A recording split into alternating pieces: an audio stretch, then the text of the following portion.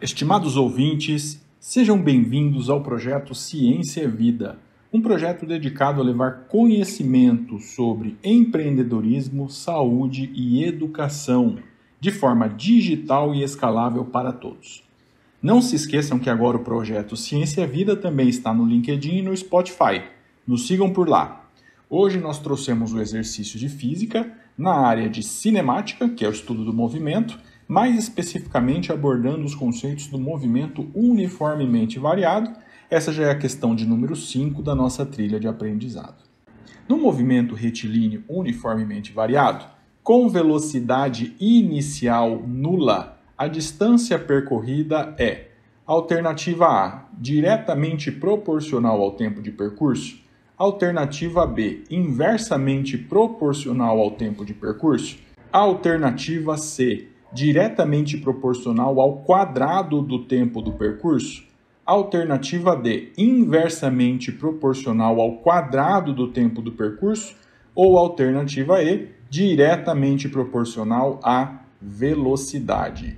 Aqui nós temos alguns dos principais conceitos associados ao movimento uniformemente variado, que é caracterizado pela presença da aceleração, e como consequência nós temos a variação da velocidade ao longo do movimento.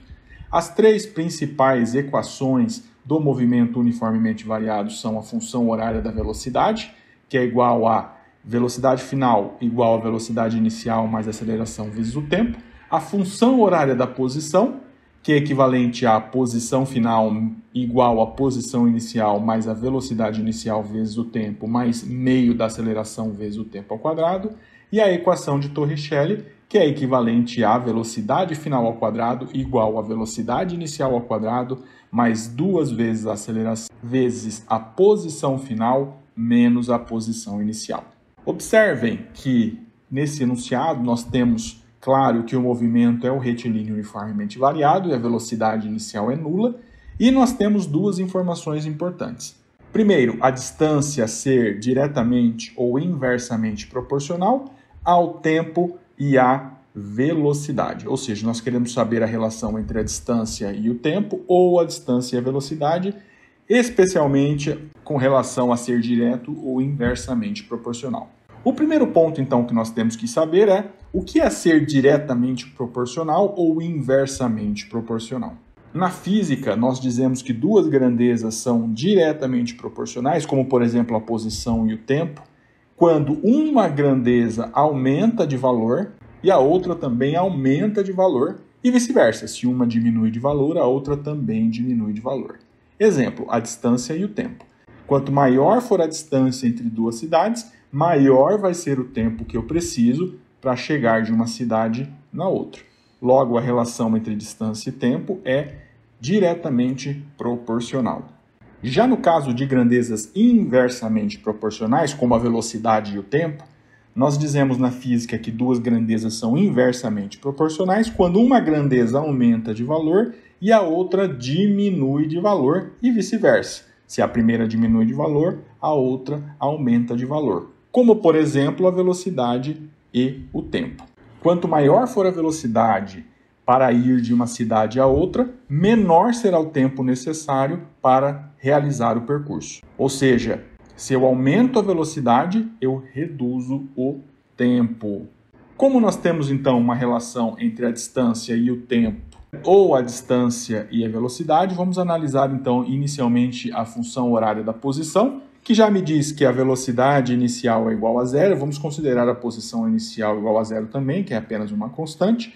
No final, então, nós temos que a posição é igual a meio da aceleração vezes o tempo ao quadrado.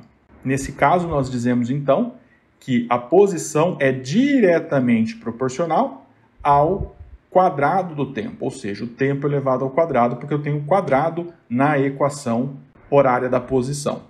Analisando a segunda relação, que é a relação entre a posição e a velocidade, para isso nós vamos utilizar a equação de Torricelli, sabendo também que a posição inicial é igual a zero e a velocidade inicial é igual a zero. Logo, a equação de Torricelli se resume a velocidade ao quadrado é igual a 2 vezes a aceleração vezes a posição. Nesse caso aqui, nós também dizemos que a posição é diretamente proporcional à velocidade, mas a velocidade ao quadrado.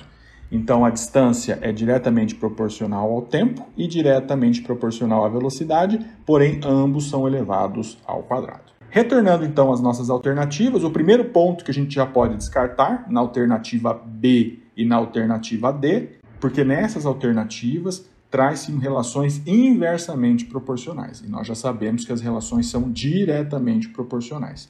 São diretamente proporcionais ao quadrado do tempo e diretamente proporcional ao quadrado da velocidade. A alternativa A não pode ser, porque ali ele diz que é proporcional ao tempo, e a alternativa E também não pode ser, porque fala que é proporcional à velocidade, e nós sabemos que é proporcional ao quadrado do tempo e ao quadrado da velocidade.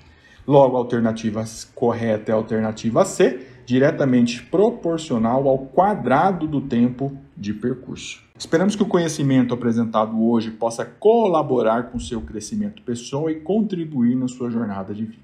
Nos vemos em breve. Até lá!